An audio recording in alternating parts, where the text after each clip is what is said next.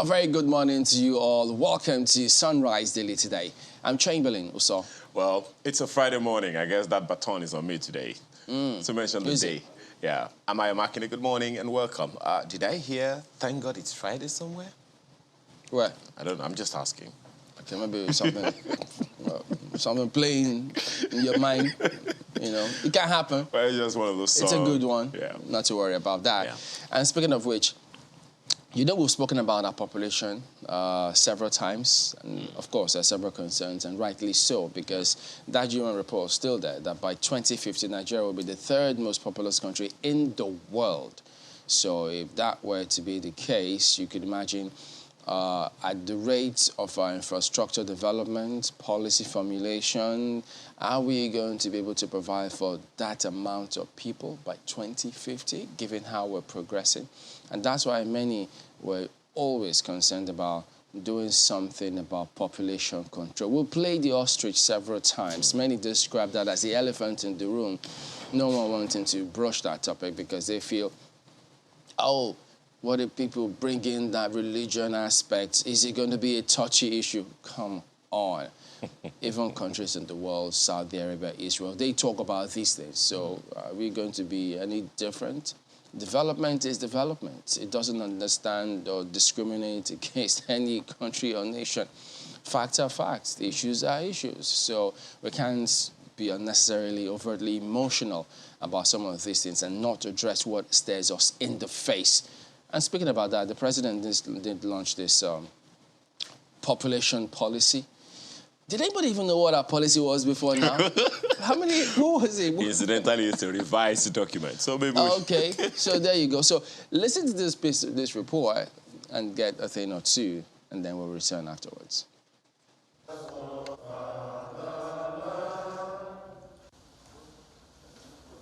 In his capacity as the chairman of the National Council on Population Management, President Muhammadu Buhari presides over a meeting of the council, which includes the management team of the National Population Commission and some members of his cabinet. Aside from inaugurating the council, the president launches the revised National Policy on Population for Sustainable Development, stating his concern as regards Nigeria's high fertility rate. The new national population policy emphasizes the urgency to address Nigeria's sustained high fertility rate through expanding access to modern family planning, counseling, and commodities, as well as promote birth spacing. This will enable Nigeria to achieve rapid fertility control, improve the health of women, adolescents, newborn children, and other population groups. The main thrust of the revised policy is to reduce the population growth rate and accelerate demographic transition for the realization of the demographic dividend, as the president hopes that it can serve as a guiding tool for the implementation of national development plans. The revised population policy is rich with all necessary information that will guide the implementation of Nigeria's mid-term and prospective development plan. The inauguration of the council and the launch of the revised policy are considered critical steps towards managing the nation's population, especially as the country prepares for the conduct of a national census.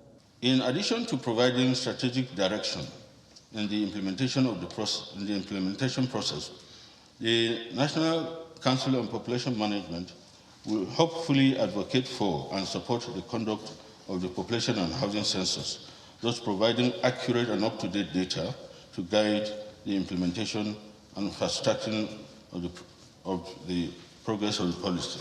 The policy brings to the forefront the linkages between population and development and will inform work and services to improve the well-being and lives of Nigerians.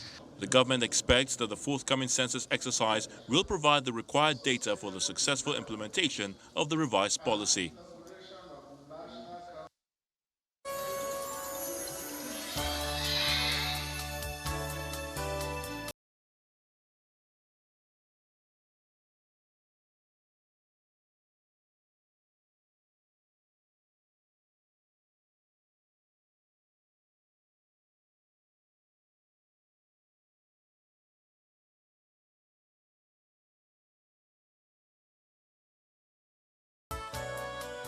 Well. So there you go. Urgent measures to, do something about population control.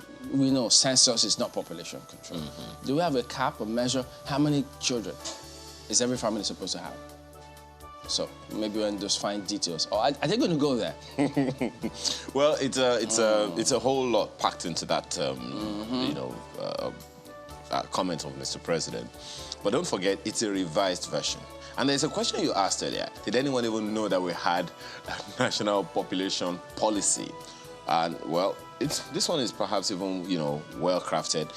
National population control document, a national policy on population for sustainable development. That's what this thing about. Another angle to the story, which probably is not as prominent, is that at the same event, the National Council on Population Management was inaugurated. So now, the president chairs that Population Management Council. Vice chairman is the vice president. And of course, members will include the NPC and the rest of them like that. I think perhaps the issue here now is, just as you asked, what does this mean? Fertility rate, birth control, and all those things. You mentioned something the other time, and we shouldn't just gloss over it. We are very cultural and sentimental about the number of children that people will have. In the Southwest, for instance, some will say, God said plural, in the number of children that you can have. Plural is 2. Well, plural is 2, but then plural could also be 22. You remember that we had a lawmaker, a lawmaker saying that he's targeting 30. It's all. So all of that conversation needs to be. We need to be clear what the objectives are, so that everyone can own it. Does this policy mean anything to persons, in that mode? Goes back to the same issue. For me, I have always argued this thing. If you remember, I always talk about the fact that what's the vision? What's the vision of the country? Where are we all going? If we know where we're all going, we own the process, we buy into the idea, the vision of where the nation is going, everyone will naturally line up without any inhibition. Marco, good morning. Good morning, gentlemen. This conversation around population control, look at when it's coming. I mean, this is a few days. This is February, right? This is the month of love. I think I made an unconscious policy to wear red throughout this season. Every day of this week. But look at when this is coming. Just a few weeks ago, it was in the middle of this year, because the year is still very young. January just passed. The minority leader, or the majority leader in the House of Representatives announced the birth of his 28th child and said he's hoping to get to 30 before 2023. You heard him. So I do not know how that policy is supposed to work. Will policy apply to people like that? I'm just asking. Maybe that's what I should be doing now these days. Just asking questions, really, because that's what I do for a living. It is for a lot of people, and this is especially more for women. I think that this policy, when they say number of children per family, it should be number of children per adult male. It should be more specific, something to that effect. Because I think before now, the policy used to be a maximum number of 4 children per woman. That's what it was. And it was saying that it placed the burden of birth control on women, because there's no way you can talk about population control without talking about family planning. And oftentimes it falls to women. And in many instances, so if you have 4 wives, for instance, you can have 16 children as a man. So the question has been, what about the men? Are they allowed to just keep procreating with as many women as they like? In the name that it is accepted? What are we going to do about that? I mean, how, for instance, our leaders leading by example, if they're going to be preaching population control to those whom they lead, so to speak? There are big questions around population control, but I think that we can successfully say that this particular, population control commission, if there's any such population control commission, they have failed in their duty. They have not been living up to expectation. First, we do not know how many we really are. We've been relying on estimates for many years now. And then when we even finally manage to try and wake up to our responsibility, look at when we're waking up in the day. This is a year to 2023 elections, and we know just how controversial a census could get a year to elections. But let us see if perhaps they'll be able to redeem themselves before this year will be over, since they're hoping to support a census to really know how many we are, and then perhaps know what exactly we should be doing about our population. But our population has gone out of control. We are having children we're not able to cater to. Here, right here in Abuja, a lot of papers have been writing on it in terms of children that have, now come into the city who are uncatered for. No one is looking after them. They sleep in the streets. They wash cars and do all manner of things and then take to crime at night. And we just have to look at the failure staring at us right in the face. Social services are failing.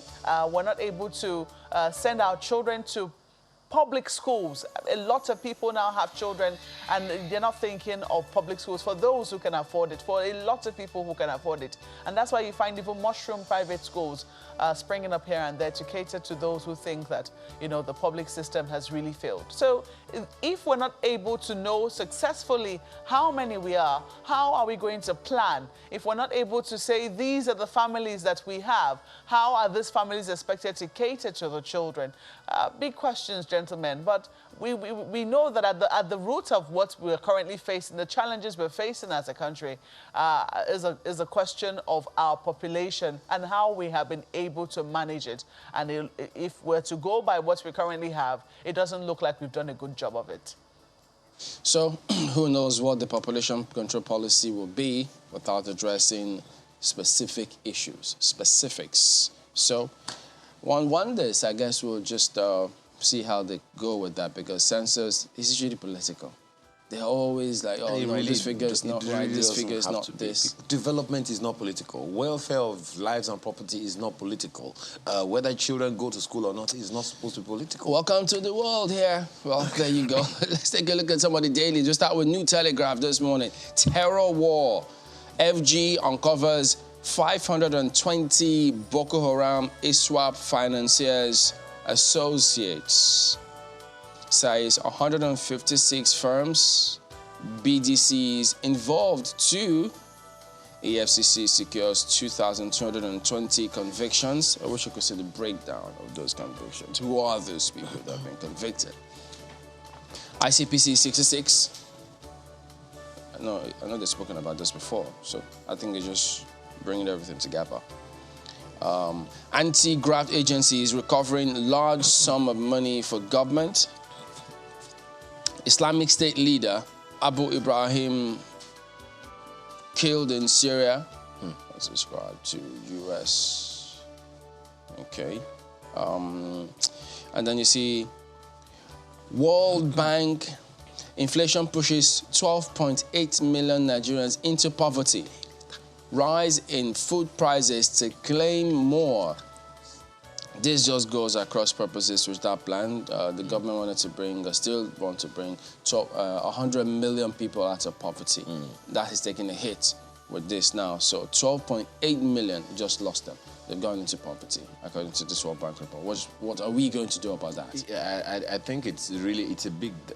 COVID-19 was a really big hit. Remember this proposition of the president was it 2018 or 2019?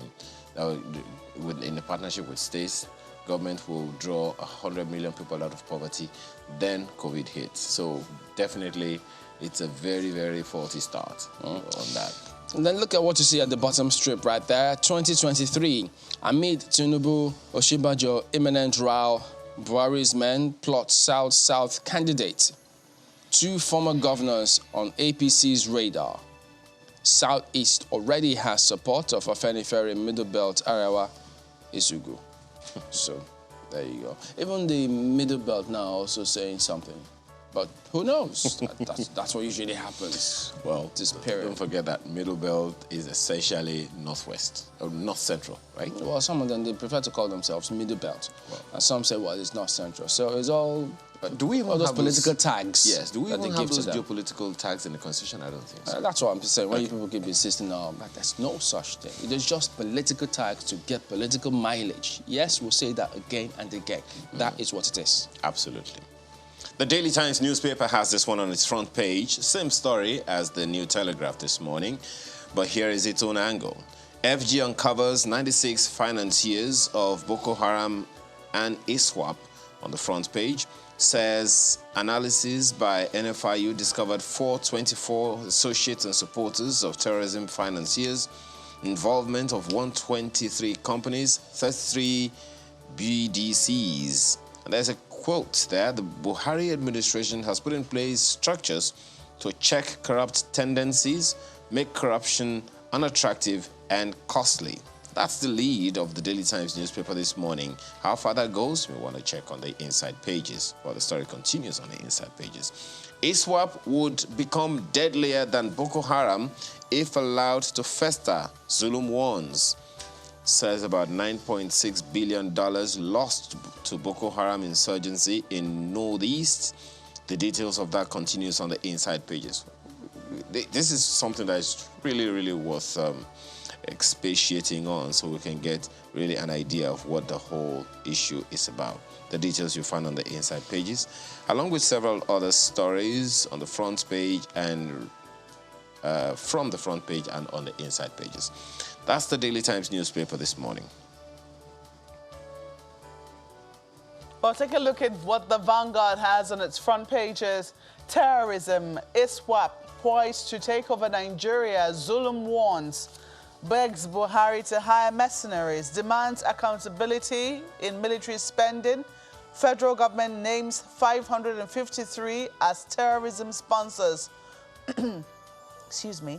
Flaunts anti-graft war blessings. Says 45 terrorism sponsors set for trial.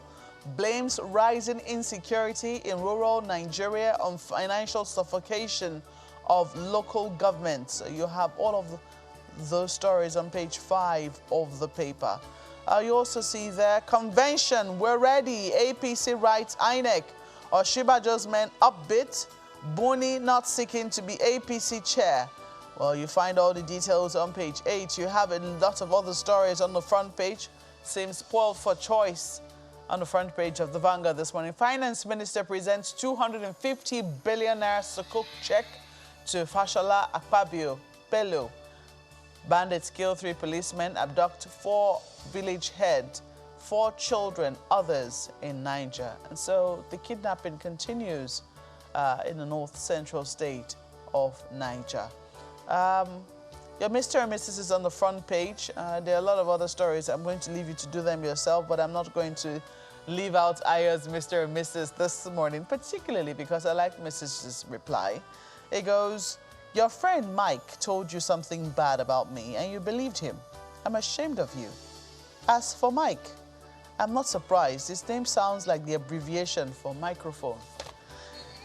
So, quite a shot there. You might want to look at the back page, Vanguard Sports. It's Salah versus Maine as Egypt stopped Cameroon to face Senegal. That's where we leave it for Vanguard newspapers. Yeah, what a matchup that will be when both their teammates. So, and they're doing very well in their team, like Salah and Mane. Friends and all of a sudden foes. Yeah. And then friends again. It's football. Business will be friendship will be aside. Look at Tribune, as you already are. FG links 123 companies, 33 bureau d'change to ISWAP, Boko Haram. Devil is in the detail, they say. Absolutely. Okay, so if you're looking for names, just go read it and find out for yourself. Kidnapping. Police bust 12-man gang terrorizing travelers on Lagos-Ibadan Expressway. Then at the bottom strip, APC convention, Buni committee finally writes INEC on February 26 date. Tight security as party inaugurates 34 state excos. Fagbemi, Kwara, Omodewu, Oyo, Sanusi, Ogun, Famodun, Oshun, Danfolani, Zamfara, given certificates of return. Buni silent on Kano. So all of that making the round here today on the front page of Tribune. And then, oh yeah, Osimhen at the back page there says, Osimhen rejected Newcastle 47.4 billion naira bid ascribed to source. Well, he's looking for bigger. So, should be going. Who wouldn't? Daily Trust newspaper this morning. I can imagine, Chamberlain. You definitely would. FG links 96 persons, 156 companies to terrorism financing. This is interesting. Well, hitherto it was 123 companies. Where did 156 come from? Is that adding BDCs and the companies together? Maybe you want to check the details, even from the graphics you have on the front page. That's perhaps what you'll find there. And the writers, families of BDC operators protest in Kano. Excuse me. Northeast lost $9.6 billion to insurgency. Ascribed to the governor, Governor Zulum, says Boko Haram child's play if ISWAP allowed to grow. Losses in 13 years of Boko Haram insurgency in the Northeast. That's the graphics you see right on that one. And of course, the other image concerning the terrorism financing story. The details you find on pages 5 and 12 of the Daily Trust newspaper this morning, and several other stories. 2023 Kwankwaso in tight corner weighs 3 options. What are they?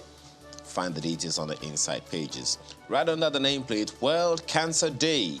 Patients lament treatment gaps in Nigeria. It definitely is something worrisome, global issue no less. But then there is also that the interesting angle that people bring into treating some of these deadly diseases. You know, the more you eat naturally, you change your lifestyle to conform to certain things, you might be able to manage them better or even reverse them. There are those who claim that they have been able to reverse cancer, but then you want to find out, the appropriate thing yourself and don't just go with what you read on the internet. If they can overcome the challenge of so many things we have here just full of carbs. Well, that's another matter altogether. That's the Daily Trust newspaper today. Well, let's take a look at what leadership has on its front page. And politics leads the day here. APC plunges into deeper crisis as factional groups reject new state ESCOs. That's the lead story here. ESCOs inaugurated without oath of office. Aregbeshola's campaign office attacked. It's an exercise in futility, Magnus Abe's group. We won't recognize Kanazuru leadership, say Aliero's supporters. We're still consulting Lai Mohammed's loyalists. Benue Niger factions head for court. These are the lead stories on the front page. Federal government naps 45 of 96 Boko Haram ISWAP financiers. Says insurgents have links with 123 companies. That story is also on the front page of the paper. Look at this story as well. Nigeria losing major investors to escalating oil theft. It's on page 20 of the paper. Let's leave it there for Leadership Friday. Take a look at The Guardian. 1 year after NIN-SIM policy, insecurity scams fester. Well, this is a big issue. It is. A very worrisome. big issue in this country. Worrisome. It's something we need explanation. Remember the pressure people came under to link NIN and SIM? We're in the thick of the cover your face, no face mask, no this thing. So we need to, and it's part of the promise that was made that, look, insecurity will be able to track, kidnappers and abductors and all of that. So with this, we need to have some answers. So it's a big one. We need to follow it amongst people. Look, it's just a lot going on. And then there you go. That is the look at some of the dailies here today. We're back in a moment. Stay with us. It is the 28th session of the presidential ministerial briefing, and the critical subject of insecurity is again central. The governor of Borno State, Professor Babagana Zulum, begins by reeling broad interventions, both locally and internationally, in the conflict-ridden northeast. But in spite of this, what is of utmost concern is the growing base of the Islamic State in West Africa province, ISWAP, in some parts of Borno, which is home to about 2 million internally displaced persons. We shouldn't allow ISWAP to grow. ISWAP are more sophisticated, they are well funded, they are more educated. Nigerian army has to re-strategize and defeat ISWAP. ISWAP will be a threat to the entire nation. Against this premise, Governor Zulum is asking the federal government to consider engaging foreign mercenaries. There is a need for the government of Nigeria to rethink and look into the possibility of hiring mercenaries. I said it time without numbers. There's nothing wrong. America, Britain, many more countries that are stronger than Nigeria do use to seek support outside. Clearly, the governor's request is at variance with the federal government's position in March 2021, ruling out engaging mercenaries to assist Nigeria in the fight against insurgency, conveyed through the National Security Advisor at the State House. And there are so many issues when you come to the issue of mercenaries. It has to do with the issue of national pride also. I know you will say, can pride be more of a concern than our security? We have the resources. It's just misapplication or underutilization that has affected our ability to deal with these people. Mr. President can say something depending upon the situation at that particular time. He may change his mind. Governor Zulum also debunks earlier reports that 2 local government areas in the state are under the control of Boko Haram, clarifying that they are instead unoccupied by human population as the capacity to protect the people is lacking. Apparently, the governor is determined more than ever before to return those displaced persons back to the 2 local government areas that now stand empty in collaboration with the military. He's also confident that the Presidential Committee on Repatriation and Resettlement will help forge a sustainable path towards a self-reliant Borno state in the next 10 years. From the Presidential Villa, Gloria Umezeke, Channels Television News. Well, yeah, that is the subject matter for discussion this morning on Sunrise Daily. And joining us to shed some light and not heat on this subject matter, we've got Brigadier General Sani Usman, who is a former Director, Army Public Relations, joins us from our studios in Abuja. And then we also do have here Ehi Esomeme, who is a Financial Crimes Compliance Consultant. Thank you for coming on this morning. All right, let me start from Kano. General, you've been in the theatre of war. You understand all of these narratives and how it plays out, having been there. So, listening to... Oh, pardon me. Is it clear now? Can you hear me clearly? Yeah, I can hear you now.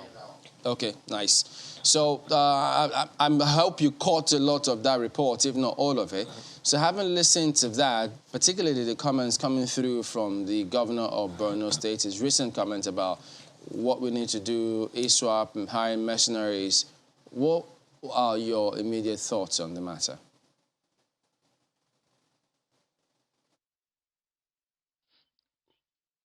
I think there is a background report going on. I could barely hear you.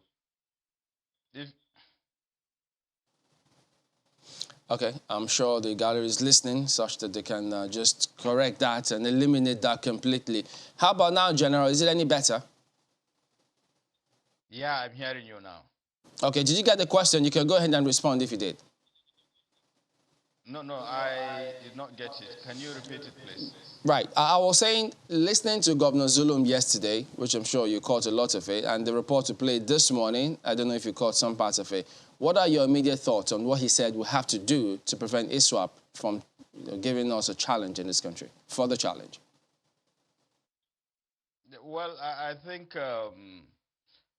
coming from him, it gives people cause for worry or concern. But my greatest concern is that such matters, if there are concern, I think he had the benefit of those in charge of, the counter-terrorism and counter-insurgency effort right at his doorstep. And we all know that they are doing marvelously well. More so, the Nigerian Navy has redeployed back to the Lake Chad region, and of course there is renewed synergy of effort. I think the Army also has amphibious presence, and Air Force have been doing marvelously well. And I know that they are even launching new weapons and equipment in that regard. And I believe His Excellency had the benefit of that information. And beyond that, really, it calls for concern, but it's not something to worry about, because I'm so sure that they are doing the best they could. Because right now, even the Chief of Army Staff is there in the theater, and I know they are working around the clock, not just necessarily at Lake Chad region, but the theater as it is. So it is something that is reassuring. But the bottom line is counter-insurgency and counter-terrorism effort, if you look at it on 100% basis, the kinetic or the military aspect of it is just barely less than even 40%. So who does the 60%? To a large extent, it is on the other parts of the Nigerian society, the whole government as it is. Now, why do we have the prevalence of these terrorists since over time? There are issues that have to do with, local support. There are issues that have to do with good governance. There are issues that have to do with, international relations. Yes, I agree we have the multinational joint task force, but we have to go beyond the Lake Chad region, multilateral agreements and all the rest to engage our neighbors so that they too should mitigate the migration. Because the complaint is that because of the ECOWAS protocol, there is freedom of movement, and a lot of these guys take and do advantage of it. And more so, what they are seeing is the renewed change of tactics by the Boko Haram terrorists, because they know that the Nigerian military is a professional one and respect human rights. Now they use child soldiers, to perpetrate some of the criminal activities. And they know that a child, even though bearing arms, the average soldier cannot engage the person. So these are some of the issues that we need to address. And there should be continuous constructive engagement of the host community, not necessarily by the military itself, but those people in authority. Because part of the issues or the center of gravity has to do with, the way these people are getting information and the way they are getting support from the society. And what is it that makes them so attractive to these people? I think it has to do with something that they have to offer that the government does not offer to those people. Remember, so, General, the high level of ignorance. Yeah. Just before you proceed a little further, let me just pick up on some of the points you made earlier when you say that the governor he's got the benefits of those information. So what then is the missing link? Why is he still saying that from the way things are going? He clearly says, look, he's insisted on us hiring mercenaries because he thinks we're not gaining as much ground or leverage as we ought to. You're talking about hiring mercenaries as well. We might as well hire mercenaries to govern us anyway. Because the truth is that these terrorists and criminal elements, they are not better equipped than the Nigerian military. And in fact, that is why I kept on saying that sometimes we don't even have a discerning mind, in the sense that bulk of the recoveries of weapons and equipment from the terrorists were those that were carted from the Nigerian troops. Now, what we are supposed to address is the issue of the psychological well-being of the troops so that they can be able to withstand the propaganda of these terrorist elements. And I can give you an example. Between 2014 and 2015, for instance, let's say mid-2015, when there was a change of leadership of the Nigerian military leadership, anyway. Now, before then, we have had instances troops were running away from the Boko Haram terrorists. But within a short period of time, they were turned from running troops to a kind of formidable fighting machine. And I know within that period, it is not a special recruitment, it is not special equipment. So this demoralizing, distractions should be stopped. People should give the military, the security forces, greater sense of belonging and all the necessary support so that they will be in the right psychological frame of mind to discharge their duties. I'm not saying that there are problems. If there are problems, we should deal with them. But I cannot imagine somewhere when these guys have had the effrontery to, covet some part of our territory to the extent of setting a caliphate.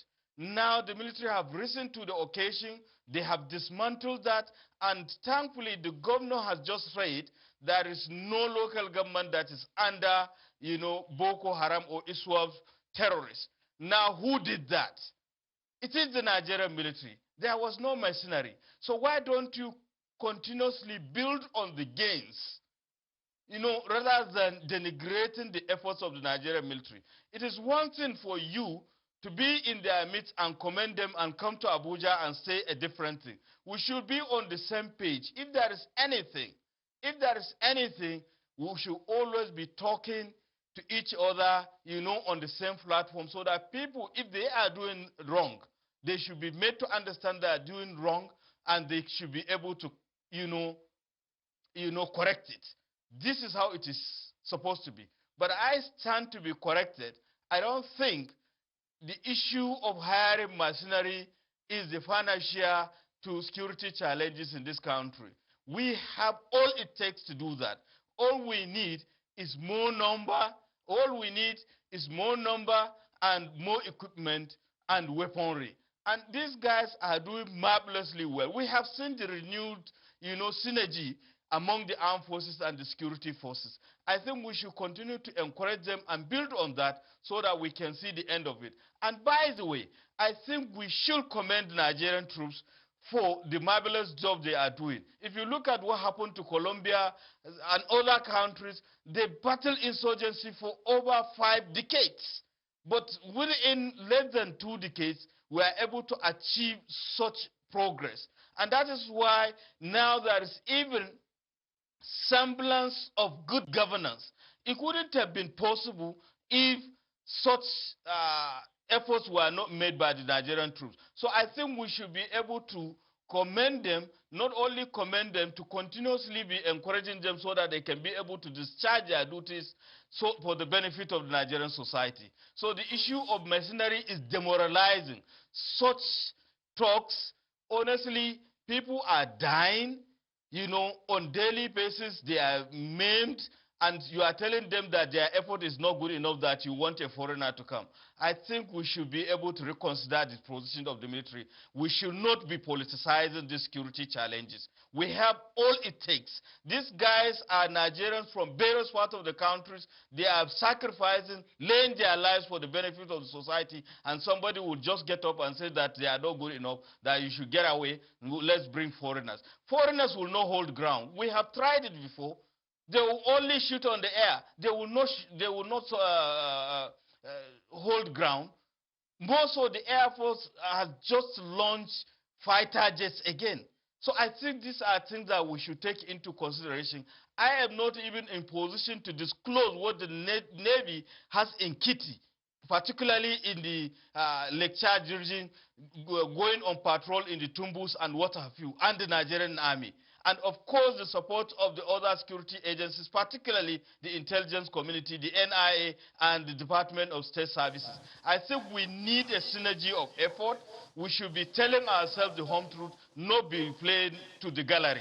So, General, shed some light on this, because, I mean, if he's the chief security officer of the state, it's assumed that he will be interested in peace and ensuring that things go well.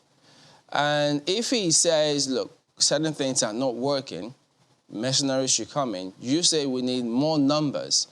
So it appears as though it's communication on his part. And then, why would you say that he's politicizing this?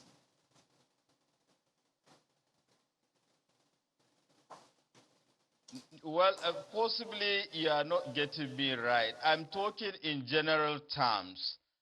What I'm trying to say here is that we have various fora of communicating concerns. You understand, because the general perception is that this is somebody who is sacrificing. He is doing the best he could, and you are telling him his best is not good enough, when in real sense of the word, he is operating under certain circumstances that ought to have been better. Take, for instance, the equipment holding, the numbers that we are having, and the support element. Take, for instance, again, the issue of the war economy. Now, there are still some elements within the society. They are still sympathetic to these terrorists, supplying them with logistics. Take, for instance, again, when you talk about petrol, a 25-liter petrol, depending on the location, costs as much as 100,000, that is being paid by ISWAP and Boko Haram terrorists. Now, when you look at it, some people will still be looking at it as a business to them. They are oblivious of the atrocities these guys are committing and the implications of what they are doing. To what extent are we trying to, stop those people from sympathizing with them and supporting them? Then it is not just that. There are issues associated with people that are even helping them. We have had, materials or foodstuffs meant for internally displaced persons find themselves within the terrorist environment. Who took it there? So I think these are the issues that we have to look at so that we can. And also the issue of intelligence and information gathering. The same group of people that are giving the military and security forces information are the same group of people that are also giving information to the terrorists. What are we doing about that? To what extent are we imbibing, technology in dealing with these issues? There is a limit. The military could only do with what they are given, but they need more support from the government. They need more support from the people, not condemnation. Well, perhaps, General, one might not be too... there'll be some consideration for the position of the governor, given some of the details that he also put out. Some 900,000 houses, according to him, have been destroyed, 5,000 classrooms, 800 public buildings, and on and on and on like that. So when he says that these things need a little more, intervention, perhaps that's the angle from which he is coming. You also talked about the fact that there is need for more collaboration among the forces. Maybe if that were there, perhaps that wouldn't be the issue. But speak to this other issue. There's a nexus between the comments of the governor and the comments of the Minister of Information and Culture when he talked about the fact that terrorism financiers have been revealed from reports coming from NFIU and a number of other institutions like that. 96 financiers identified, 424 collaborators, 126 in all companies have also been identified. So the question around this would be, Did we have that intelligence? Can we say that the military, the armed forces, had that information? Because perhaps if that had been there, if that information had been known to the authorities, the financing terrorism would have been nipped in the bud a long time ago. You are quite right, but you are talking about two things at the same time. I had made mention of the fact that the military and the security forces make use of what is available to them. If you have this information, if you have this intelligence, you pass it to the people that were supposed to take action on that intelligence, possibly to carry out raids, possibly to even decimate the terrorists. Take, for instance, what happened about 2 days ago with the ISIS leader. The Americans got information about his whereabouts. What did they do? They deployed, even though he killed himself before they got to him, but is one down already. So what is the essence of having information if you have not passed it to the actionable institutions or person to act on it? Yes, it's a good thing that we have identified these financiers. We have enabling laws. What are you waiting for?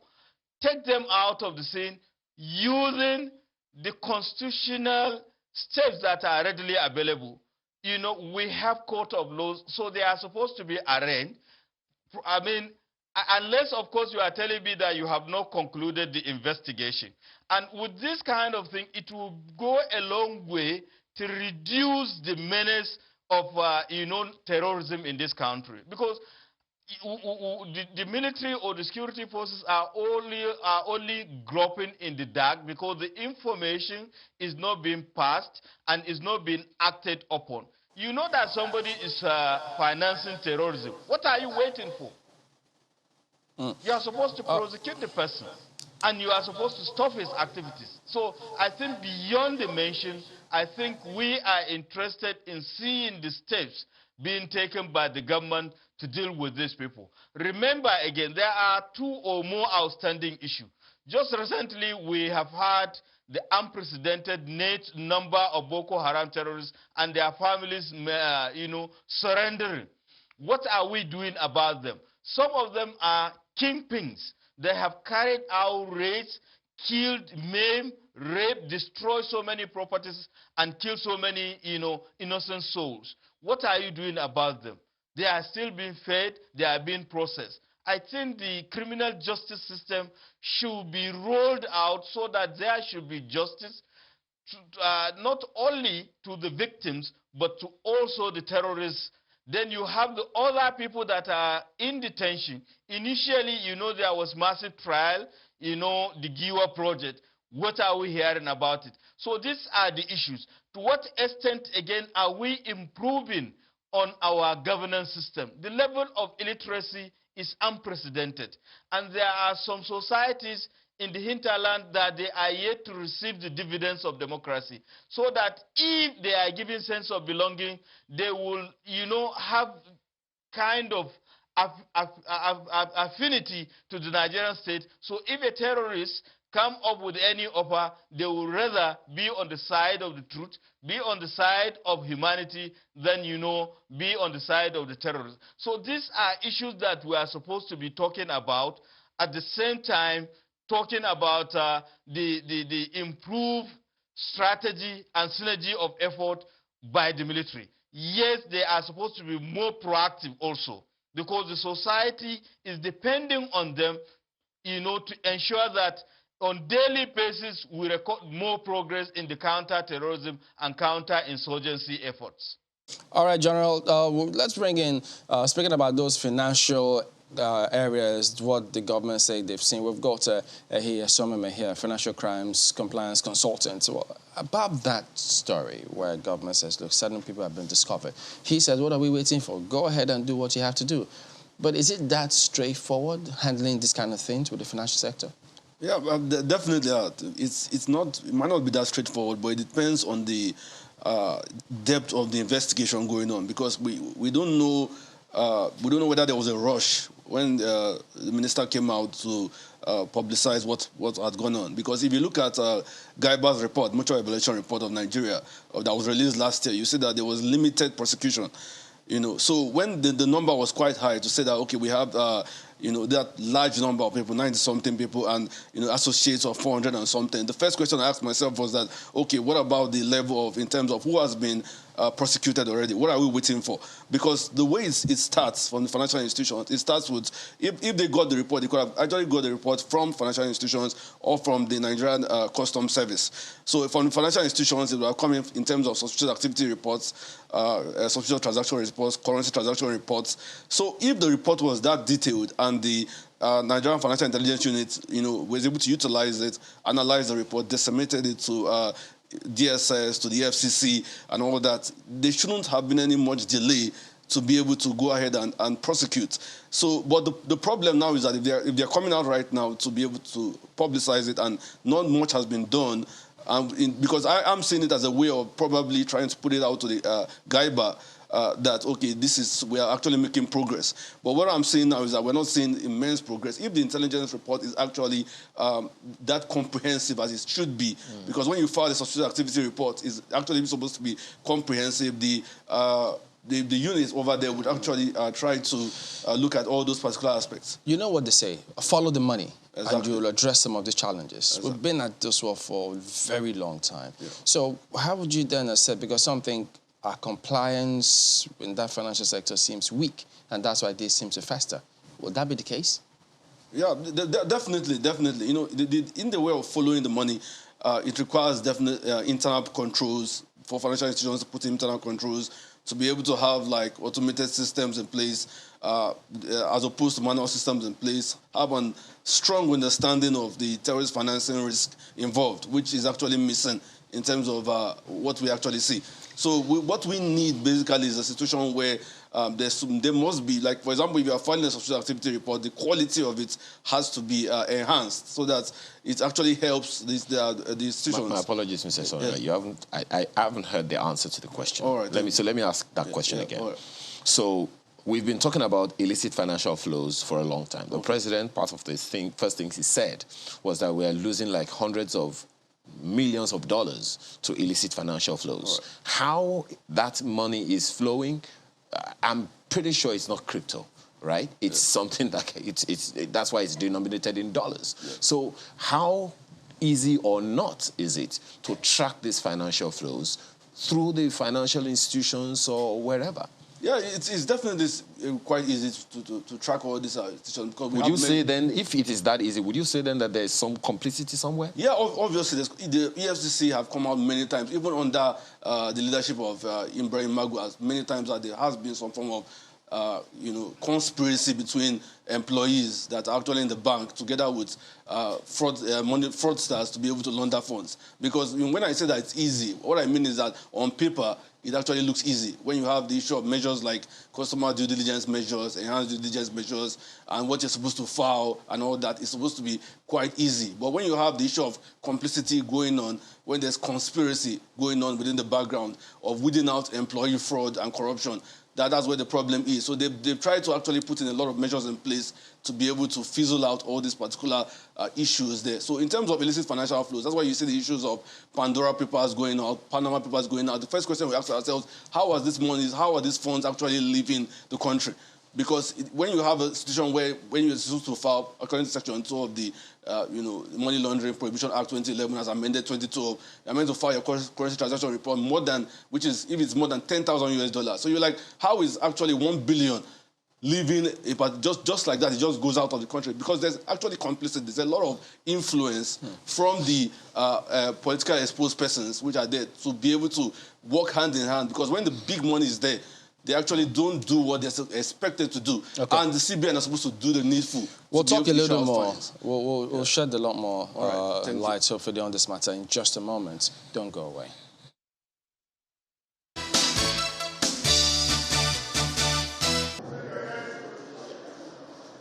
It is the first meeting the Minister of Information and Culture, Alhaji Lai Mohammed, is having with the media in 2022. And the focus is on the Buhari administration's war on corruption.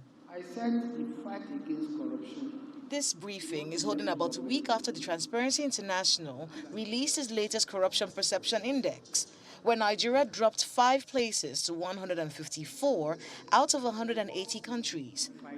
However, Alhaji Mohammed is quick to state that the briefing is not in response to that report. I'm not really impressed or moved by what TI says. I am more concerned about what we are doing.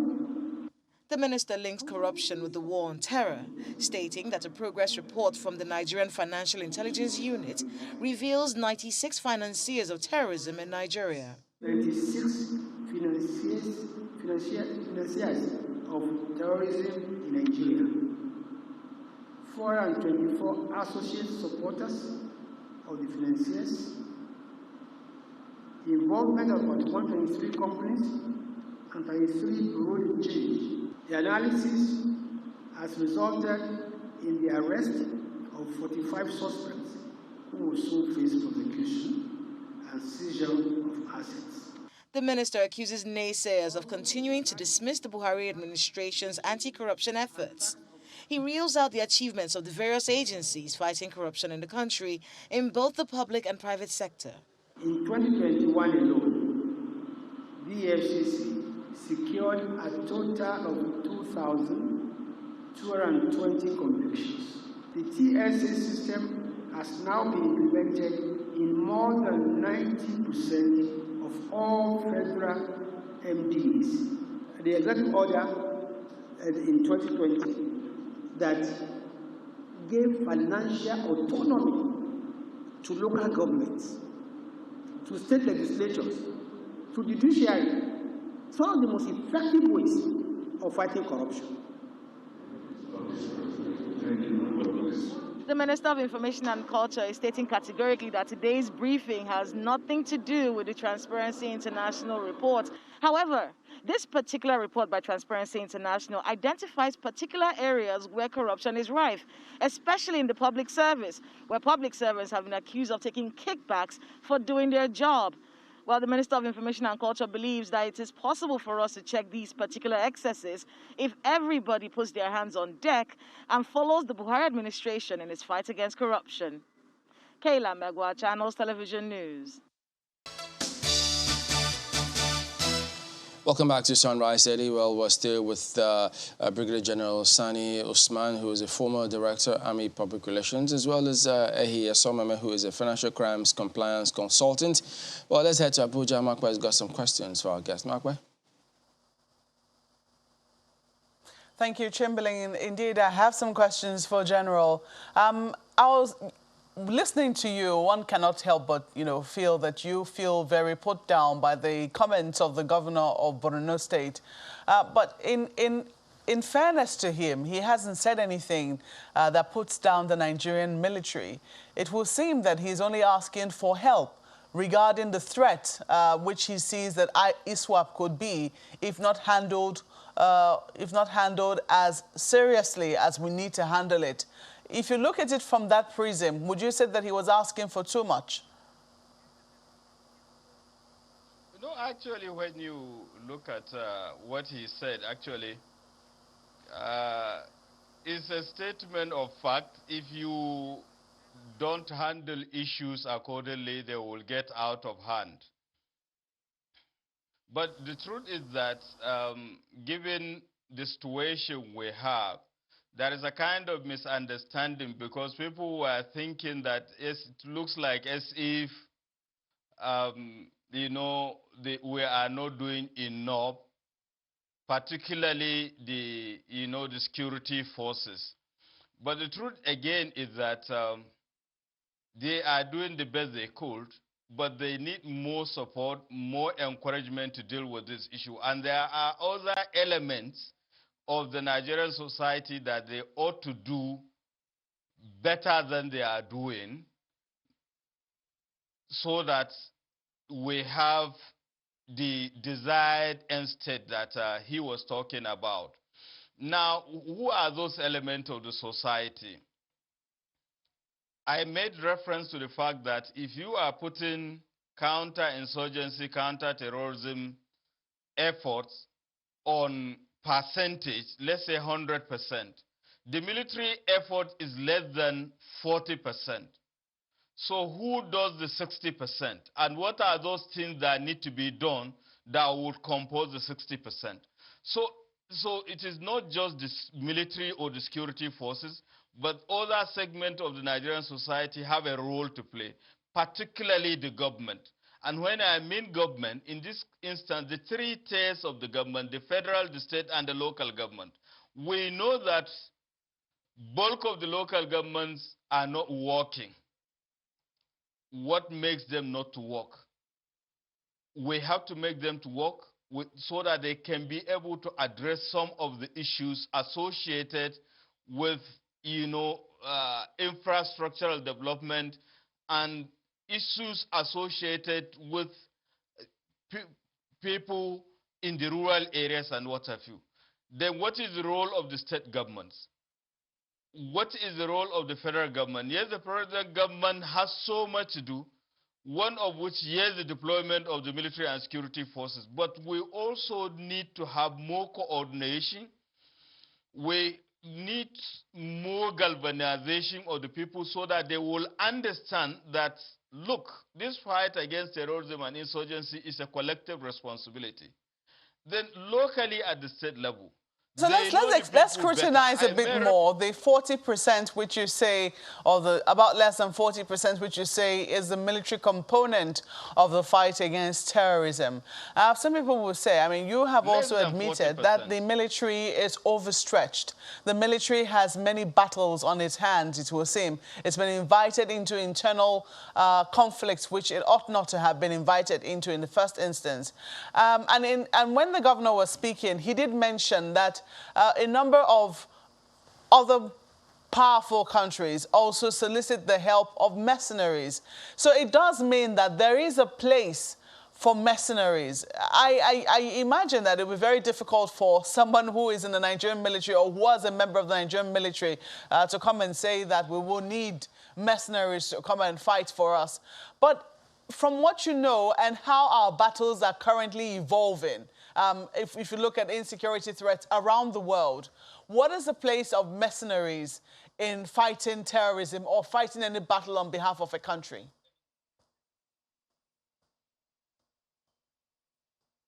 Well, I think I addressed that issue much earlier on, in which I was unequivocal, even though you already read my mind that a typical person who had been in the Nigerian military or even a serving one wouldn't have buy the idea of bringing in machineries in the Nigerian context. And I gave my reasons. First and foremost, let's even look at it, what happened recently. There was coalition of the world powers in Afghanistan. At the end of the day, what do we have? And even during the Civil War, we have had the Biafran side having mercenaries. What happened? At the end of the day, the Nigerian federal forces triumphed. So what I'm trying to say is that we should have more trust, we should have more confidence in the ability of Nigerians to solve our own problem without involving mercenaries. The military and security forces have proven beyond all reasonable doubt of their sincerity of purpose and capacity to deal with this issue, given, the right caliber of equipment, weapons, and the number. What I'm trying to say is that we have been doing marvelously well in terms of the fight against terrorism and insurgency. I think we should continuously be improving on it. We should not go back to those days, because if you look at it, take for instance in Abuja, there is no symbol of democracy that has not been desecrated and discredited. The UN building was bombed, military cantonment was bombed, police headquarters was bombed, and public facilities. Look at the Yanya and the Madala bombings. You could not even think of going out.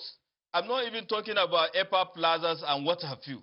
You cannot think of going out to buy even recharge card without thinking whether, where the terrorists will attack. But today that fear has been eliminated, not just in Abuja, but North Central and Northeast itself. If you talk about Maiduguri, hardly a day will pass or a week will pass without, attack on Monday market and what have you. That will result to so many casualties. Is it the same today? So, the terrorists have been tremendously degraded to the extent that we have a massive number surrendering because of the onslaught on them by the military. So why don't we continuously be building on this kind of thing than talking retrogressively when they have proven that they have the capacity to deliver? Now, what are we going to do? Now, there are things that let me come in there, because you talked about capacity, and I think that's part of what the National Security Advisor, when he spoke on this issue, spoke to. He said that the capacity has been underutilized, and that's one of the reasons why he thinks that it would not be right to bring in mercenaries at this point. But have we been able to sufficiently assess the new threat? ISWAP is not necessarily a new threat, but they're an advanced threat over what Boko Haram used to present.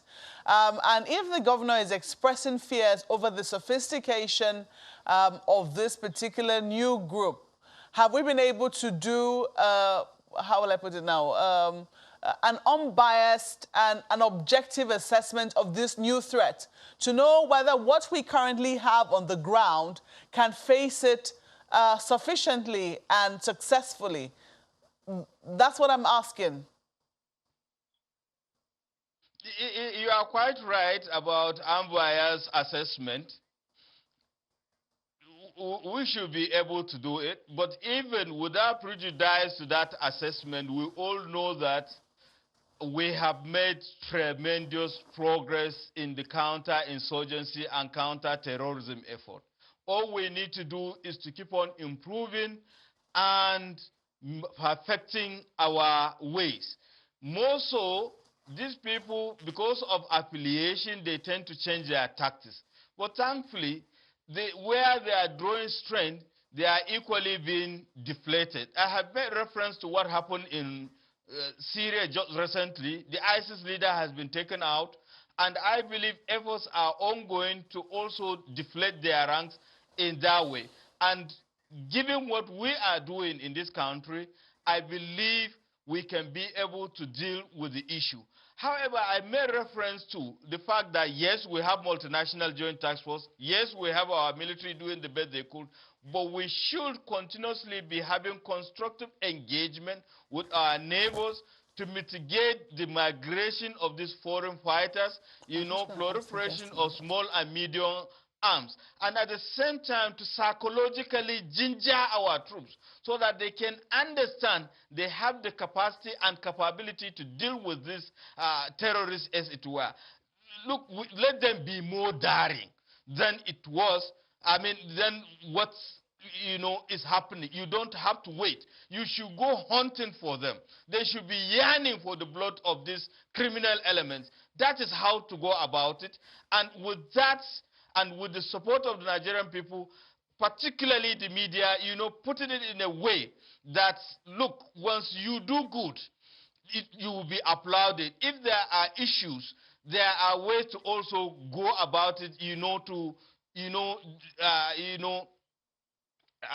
change the situation. Take, for instance, now you engage the various commanders. Look, Chief of Army Staff, what is the problem that is associated with the counter-insurgency effort? Or Chief of Defense Staff, or Chief of Air Staff, or Chief of Naval Staff, or Theater Commander, please, what are the problems? Look, Brigade Commander or Sector Commander, what is the problem?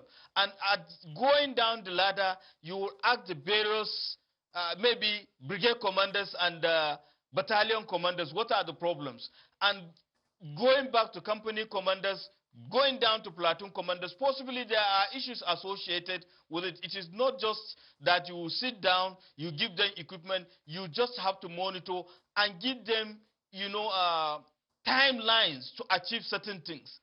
How many patrols have you gone to? Okay, let me ask. In a week, and what are the achievements? Let me ask Mr. Esio Mene about the issue of financial crimes. I know he's mentioned the issue of will on the part of the authorities, that when we now have the big sums, somehow it looks like it misses the eagle eye of regulatory authorities. How do you think that we really can find a way around it, looking at the big problems which we currently have on our hands with regards to security? Yeah, thank you. The way around it is for much pressure to be applied to the financial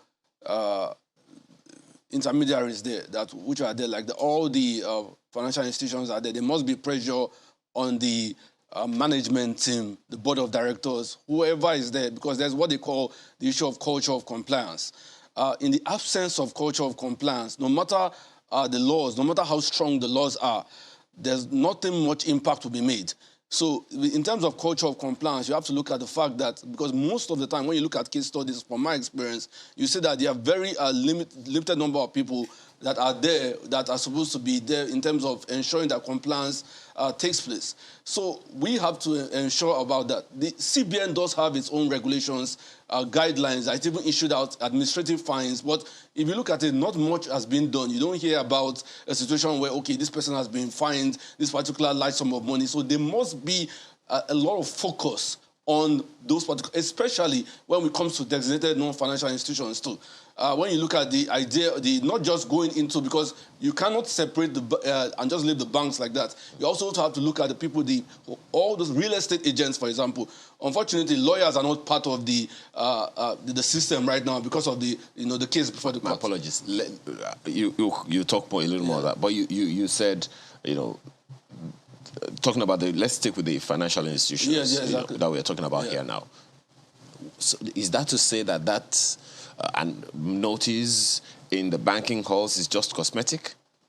You had the notice that when you get above a particular threshold, you are reported to the EFCC and all those. Does that mean it's cosmetic? Nothing. It's just all words and no bites. Not actually, because we have to look at it from different degrees like that. The challenges is what we are looking at here. Definitely, if you look at the records, even from the NFIU, you see that there's a lot of there's a lot of reports being made, especially for currency transaction reports. But the fact is that there's actually employee fraud going on. They have all the. If that is, I'm really sorry. Yes, okay. If that is going on, and just as you said, it is within the organization. Exactly. It's not something that is without. Yeah. So is it so difficult to track these people and bring them to book? Thank you very much. This shouldn't be an issue, because I see so much complaints. It's almost as if there's not much they can do. They make so much noise about it. They've let it out come out all the time. The EFCC have said it. All from all the management in terms of the EFCC, all the chairmen we've seen, they've all come out and said that this is a problem. There's an issue. There are auditors also in all these financial institutions which should be checking what is actually going on. But definitely, the biggest problem is that when you have conspiracy within the organization itself, from the staff, the ground staff, up to the top, then there's a big issue. So they must be focused, because we see this lack of will there. Lack of issue of being able to do what lack of will on whose part? Lack of will in terms of even the government also themselves, the financial intelligence units also themselves, the Central Bank of Nigeria. Because when you look at the United States, for example, you look at the fact that they try to go at these individuals. You see fines sometimes issued out on compliance officers especially, because you have to go at, once there's something wrong, especially when you see an issue in court, you hardly see anybody mentioning the compliance officer who was actually involved in this. The moment you don't go at them, then there's going to be a problem there. The board of directors, and when at what point do you leave the veil? At what point do you leave the veil to identify the culprits? That's where the major issue is. There's a lot that needs to be done about some of these things that you've highlighted. There's a bill on the House of Reps now. They're trying to see what they can do to make it a lot more punitive. Any bank official who is involved in any of these kind of things, because there really is a lot. There are people who, once you go in there and open an account, then boy, scammers are calling your numbers. So these kind of things are happening, and it really needs to be visited. But I guess that will be something we'll do at a later date, and perhaps also wait and see how the country proceeds with this terrorism financing, those names, those companies, and those findings that the government has made. But we'll have to anchor at this point for this particular segment. We'll have to thank Ahi Esomeme, Financial Crimes Compliance Consultant, as well as Brigadier General Sani Usman, former Director, Army Public Relations. Gentlemen, thank you very much indeed for your perspectives this morning. All right, thank you very much. Thank you. All right, well, back in a moment. Don't go away.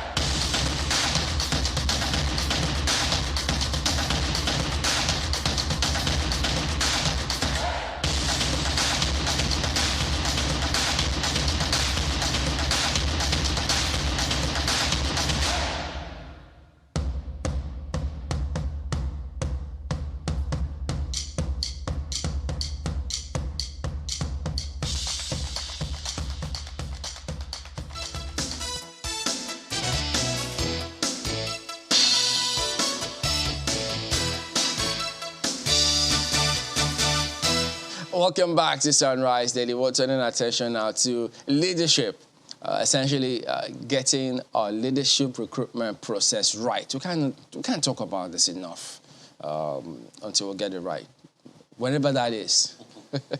Well, this morning we've got Ademola Abbas, who is a professor of international law and global affairs expert. He's at stint in governance as well, so he'll tell us about it probably if we get there. Good morning. Thank you for coming on again today. Thank you very much for having me.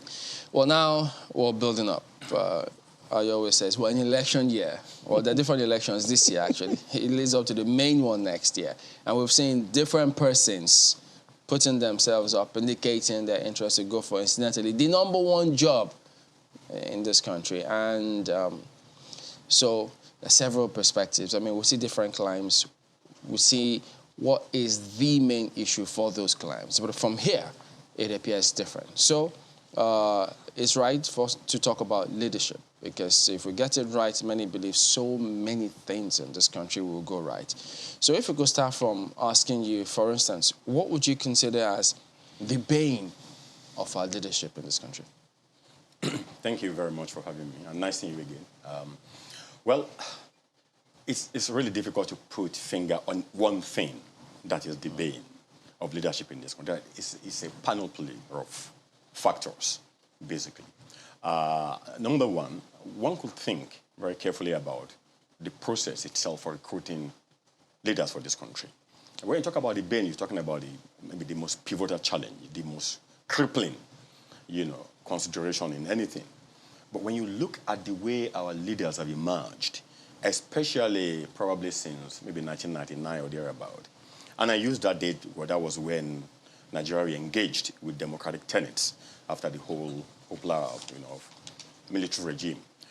Probably when the country became independent in 1960, you had a different crop of leaders who actually, and that's why I use 1999, because for all their weaknesses, for all their challenges, you had a bunch of leaders in the 60s, from 50s to 60s, that actually still shared some tenets that you don't see today.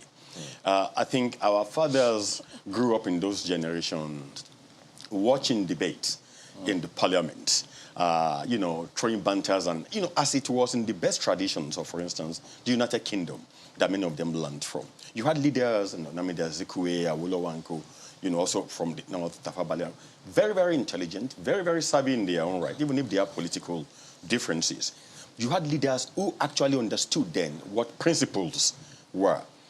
The bane of Nigerian leadership today, if I would put one hand to it, is that there is no moral inclination in 99% of those who govern Nigeria as a country at whatever level. And when there is no morality in anything you do, then there is a serious problem. You know, when you speak about 1999, now you say 99% of those has got challenges. Let's even go back to 1999 again by way of looking at the Constitution.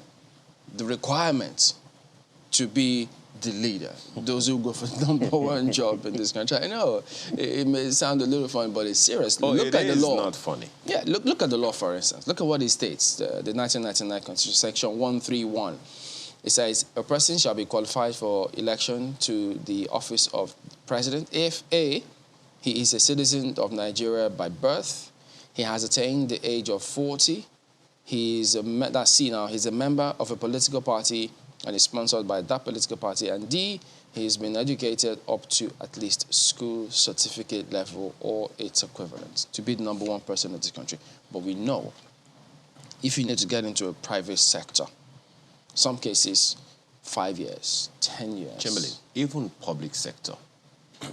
He served in the public sector before. Even the public sector, you have a minimum. Definitely, it's not school certificates. Does this count for something? Oh, it counts for everything, Ayo and Chamberlain. Number one, when you look at what we put on the board, why 40 years of age? We need to interrogate it.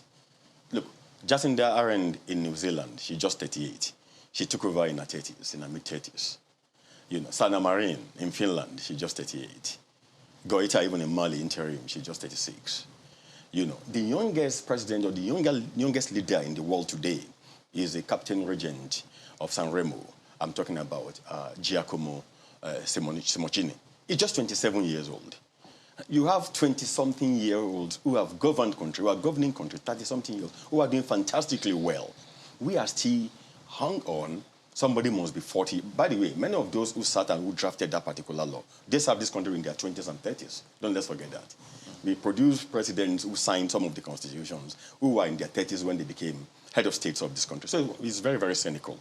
That's number one. So the age cap then was arbitrary. Today is even more arbitrary. You know, when you say 40, and we keep on saying we must give youths the opportunity to serve the country. By the time you're already entering 40, you know, you're already sort of getting to departure lunge, to be honest with you, of that particular youth bracket. So age-wise, you're already cutting out a chunk. Make no mistake, about 60% of Nigerian demography is under the age of 35. So when you say you cannot aspire to the highest portion in the land until you are 40, you're already cutting out about 60-65% of your population. It doesn't make any sense. That's number one. Number two, you have to be a member of a political party. You know, again, that already forecloses independent candidacy. You know, and there's nothing wrong with an independent candidate who is probably accepted across the country to come forward. So when you do that, in other words, what that section of the Constitution has done is to actually rig the leadership process against youths, against people who don't belong to political parties, against people who don't have anything to do with, you know, being in a particular party formation, you know. And so when you have that, that is a very, very fundamental problem. So everything is wrong with that particular part of law. But how about that academic qualification? The qualification, now you're talking about, I think the school certificate, maybe. You know, or its equivalent. Or its, I don't even know what its equivalent is. To maybe be if you're tempted. You know, I would think when that constitution was drawn, you know, you might still say school certificate because by the time we came out of high schools, I'm sure maybe some of us here, Ayu and Chamberlain, in the maybe mid-80s, you know, thereabout, you could say school certificate counted for something. You know, you prepared for WAEC, you knew what you were going for. You know, but today, can you talk about school certificate the same way you talk about, look, our fathers, our parents, our mothers, we talk about standard 2, standard 3. In those periods of 60s and... Would that be the equivalent? That's what I'm saying. As being comparable to our own class 5 degree certificate in 1980s.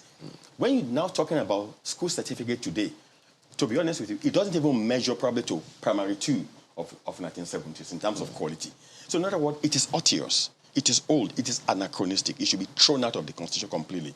You should be looking for at least a minimum in this country of university degree. Not that, look, again, it doesn't have to be arbitrary. But at least you're thinking university degree, at least we're thinking, well, you know, there's a presumption in your favor that by the time you've done university degree, you have some level of understanding. that is not canonized anyway, but at least there's a certain level.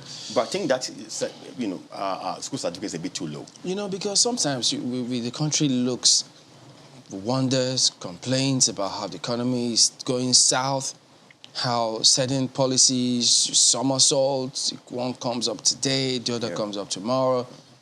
And meanwhile, we just gloss over and say, listen, the people who we have been elected don't even have the capacity to do much more than they are doing. And so people don't seem to focus on some of these. And wait a minute, that seems to be where the challenge may really lie if we have a second look at it. That is a fact, Chamberlain. You're absolutely right in that. But it goes beyond that, though. Let me throw this in. You could have a defective process of selecting. The process of selecting leaders, whether in political space or in other spaces, it's not just one. There are processes. So if there's a failure of one part of the process, there should be a rain checking. There should be an opportunity to correct that. But look at us. Let's even say we make a mistake of pushing X out, whether as a minister or as a president whatsoever. There should be a way we should be able to check that mistake. See what happens. Nigeria is about the only country I know in the entire universe that you appoint ministers. You send their names to the Senate. They don't have portfolios. Right, at that point in time, I'm sure you're aware of that. The Senate will then clear them as ministers. You begin to ask them, what questions are they asking them? It is only when they've been cleared that then the president will then begin to allocate portfolios to them. So the Senate actually clears somebody for a particular position without being able to question their capacity on that particular position. Doesn't that also raise the question of vision? I have asked this question a number of times. Okay, where are we going? If we don't know where we're going, can we get the right driver to drive the vehicle? I mean, you recruit someone who has skills to drive a Vespa, to drive all the skills he has is to drive a Vespa of the 70s, and you give him a Marco Polo, or, with a 100-man capacity or a truck and all of that. You put the person behind, the vehicle to drive it. So perhaps the question then would be, where are we going?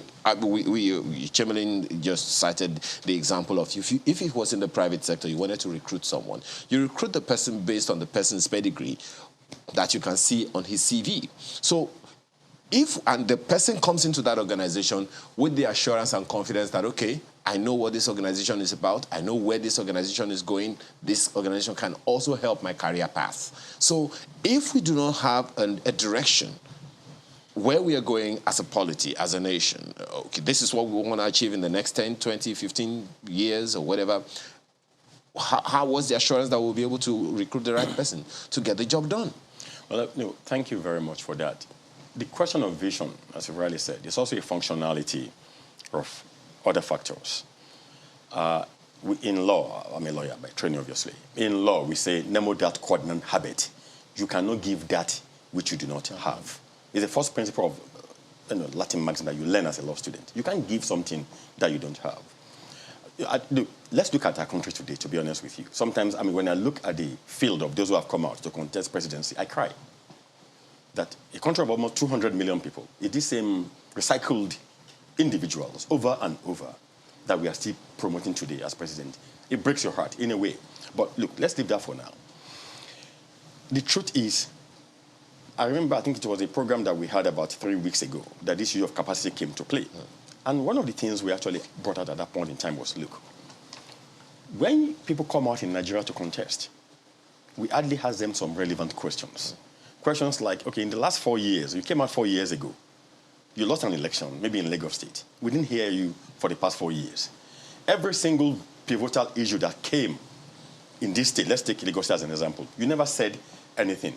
Then election time comes around again, we start seeing you that you want to talk. Or you've been booted out of office for whatever reason, or you've been denied the opportunity of coming back, for a second term or whatever term you want to come back. Then you went into your cocoon. You didn't say anything for the past 2-3 years. Then suddenly, because the election comes around, you start now throwing things out. Career politicians, yes, start throwing things out. Oh, youth must understand and this and that. Where were you? One of the questions would be, where were you when youths were being brutalized and killed in the same state that you were? You know what I'm talking about? In other words, we do not ask questions to people who come out. And I remember, and I mentioned somebody then, that at least for better or for worse, this person comes out and takes a public stance. It is only through your utterances, It is only through your contribution to public discourses that we can begin to gauge your intellectual sagacity, your moral finesse, or your moral turpitude, and your smartness in your grasp of the issues.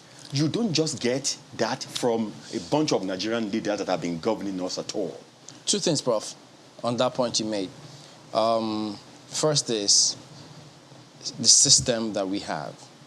I see that from the unions to the political parties, when, for instance, unions are going on a particular protest, they want something, all the parties are there speaking against government issues and things like that.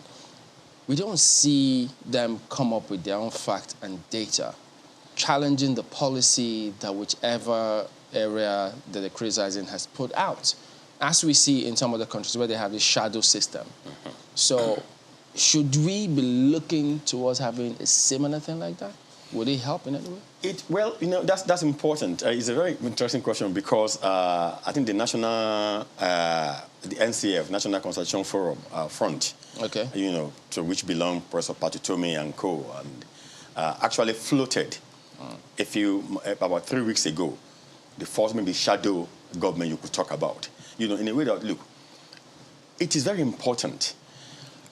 Nigeria is a place where political offices of any level, whether you are president or you literally fall on people's laps without asking for it. Majority, in this particular administration, there are so many governors in Nigeria today who never wanted to be governors in the first place, who wanted to be maybe senators or members of House of Representatives and so on and so forth. But because there was madness in the circle of those who are going to be going for that particular position, it literally fell on their laps. No, so when you suddenly woke up one day and you became the governor of a state without even asking for it or begging for it, you have no clue whatsoever. You're talking about vision. Yeah. So you are clueless, you are visionless. Now the question then is, who do you put in position to drive your vision? You haven't got a vision in the first place.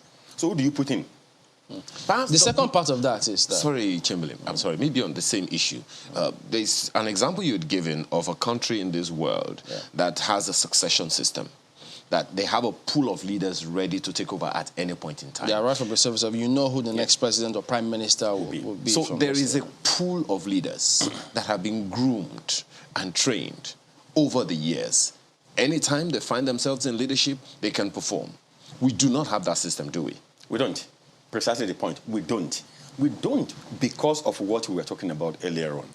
We don't because there is no process, there is no system established to say that, look, even from this party structure, Chamberlain, just when we were making a side comment before the program came on, you talk about transition, and you refer to the question of football. I think one of the teams that's completed this AFCON whatsoever, they talk about the fact that many of them were based in Spain and they played together as a team. So you could see how they gelled in the football pitch. And in those days, when people moved from under 17 to 21 to this and that, you could see the graduation. You could see the transition you were talking about. In our political system, we haven't got that at all. Forgive me, Chamberlain, I'm really sorry. Don't forget that question. Now, we are only talking about 2023 now. We should actually be talking about 2043 because the 10-year-old now, the 15-year-old now, add 20 years to their lives, add 30 years to their lives, they are the ones that are going to be in government at that time. We don't have any system of recruiting them, of preparing them for that future. That is certainly going to come. The education system, for instance, the economy and all those things, it's not that the capacity is not there. But unless we prepare them, we are going to be worse then than we are now. That is a very fair point, and that's a very important observation there. Look, you go back to, let's take Britain as an example. Tony Blair, Gordon Brown, Peter Mandelson, and Robin Cook. They were the big four. They started at a very small level within the Labour Party. They prided themselves as constituting the new Labour movement in those days because the system allowed them. Because within the party structure, there are cadres. And they grew themselves right from school. I think I lived in that country at that point in time. So they were called the Big Four. And you could see what they did when they eventually had the opportunity. So they're able to transition from that small place to becoming leaders of the country. We haven't got that system at all, simply because we have an electoral law system whether it's passed or not, that it's already sort of rigged against the youth. Youth cannot come to that. Because when you're talking about 2033 or 2043, you're basically talking about recruiting youths into the system that will then grow within the system in the next 10, 15 years to begin to take the reins of the government of this country. We haven't got that because we are already excluding, systemically, we are excluding our youths by either making sure that until they are 40. Now, how many youths are going to be faffing around until they are forced to contest and to go for any political post in Nigeria? That's number one. Number two, in terms of financial capabilities, they haven't got it. The humongous amount of money that by law you have to fork out to be able to pick forms for positions is incredible. How many 20s and 30s? Meanwhile, we don't want these youths to go and look for quick money. Now, you are youth. You want to play political because maybe you are disgusted by what is going on, and you really fairly want to play at whatever level, but you haven't got the money, you haven't got anything. Tell me why, when that youth will not start begin to think crazily that they can go and kill somebody and then make money. And you know, for those who keep talking about this and then putting the young people down and not giving them the opportunity, when you look at those who are leaving the country, both the ones who are giving us a good name and a bad name, check out the demographic. Maybe that may send the message across to people. But the second point I was trying to make about that is that even if you get people, maybe like professors, your colleagues, for instance, those who are up there academically or who have that kind of qualification and the mental capacity to move things forward, when they go out there to campaign, the people who you're reaching out to, there seems to be that this us and them. You know, we have several of them who tell us here when they go out to campaign and tell them about their plans and their programs. Maybe the NCF might even tell you a lot more. And people, they are on a different page. They just want something right now. They say if he's hungry, he has to feed first before he can think. How do we address that? I think that's one of the biggest problems we face in Nigeria. We talk about leadership, we talk about followership. The Nigerian followership politically is so much brutalized that it's not even thinking in the next 4 or 5 years. They're thinking about now because, number one, they've lost faith in our political leadership. And so be it. We live in a country in which people get into power, practically there's no accountability. Recalling anybody is not part of our systems. So you have followers who doggedly put people in power. They have no control over them. And by the way, this began long ago. Don't forget, if you go back to the 60s, when late S.L.A. Akintola famously said, Atiko Jibolo shall not walk any but now we have put us in charge.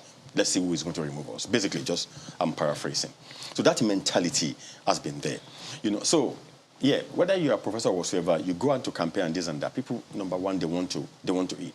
They know once you get there, you're not going to. So the first thing we need to address is that confidence deficit that exists quite legitimately on the part of Nigerian followership, because they've been taken for granted for too long.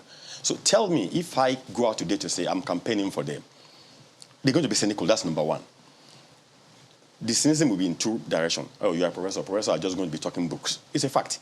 Even within a government that you sit together in a cabinet, professors are sometimes looked upon with disdain by your political colleagues. Disdain that you are theoretical.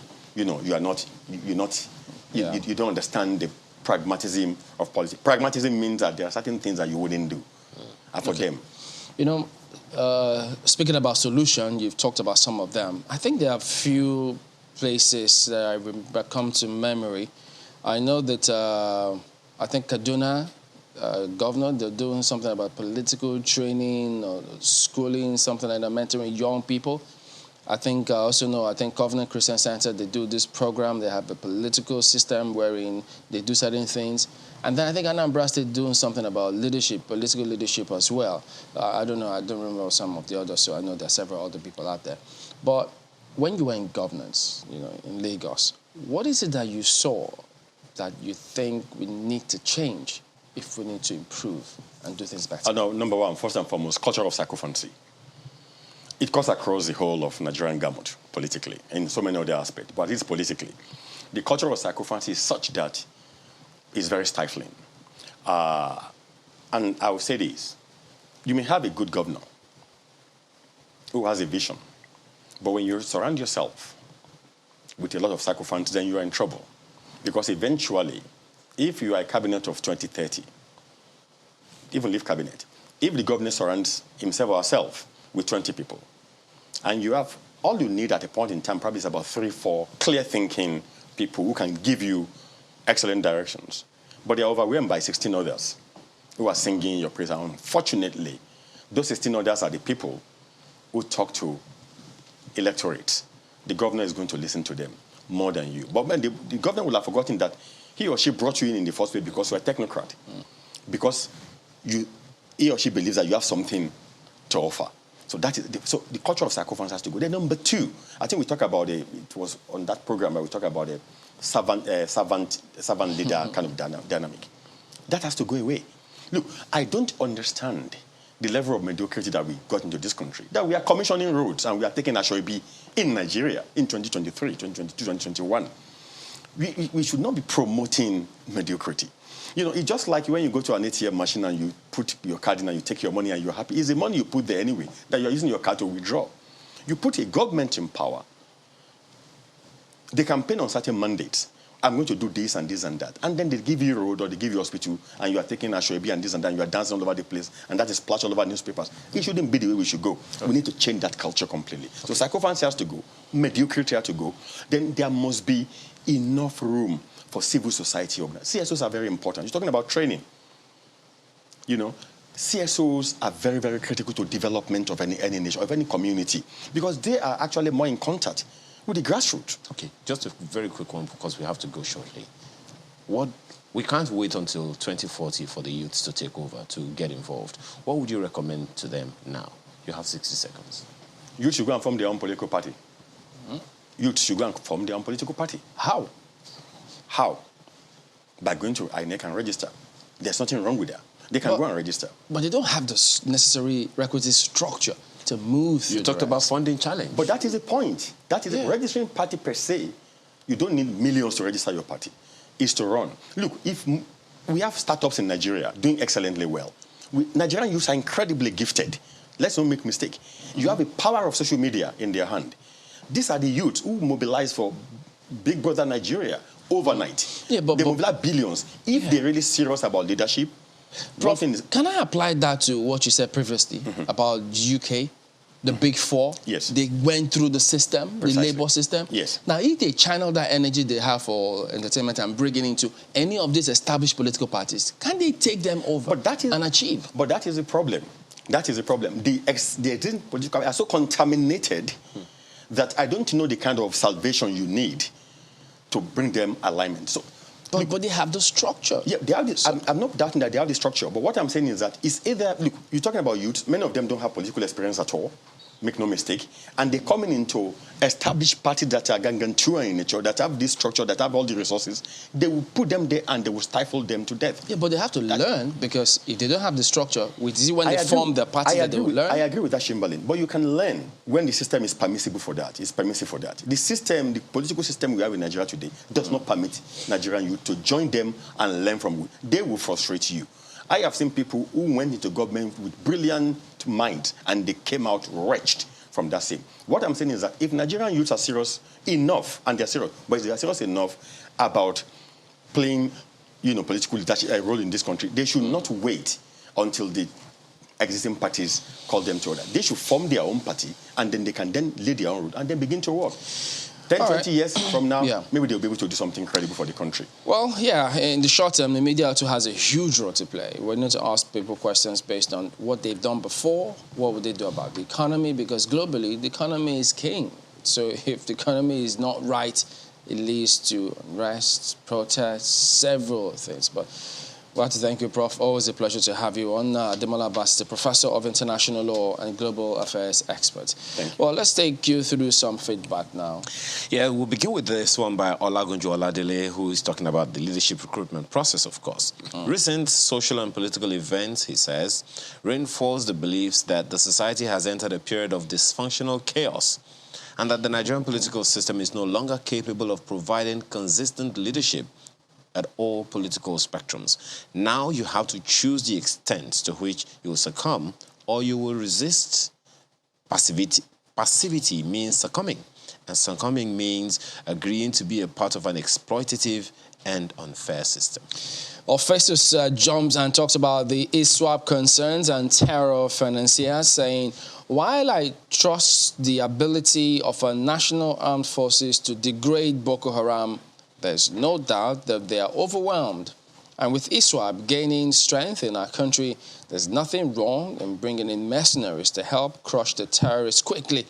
While it's good to be patriotic, patriotism is not that important right now. Thousands of our people are being killed by these people. He says delay is dangerous.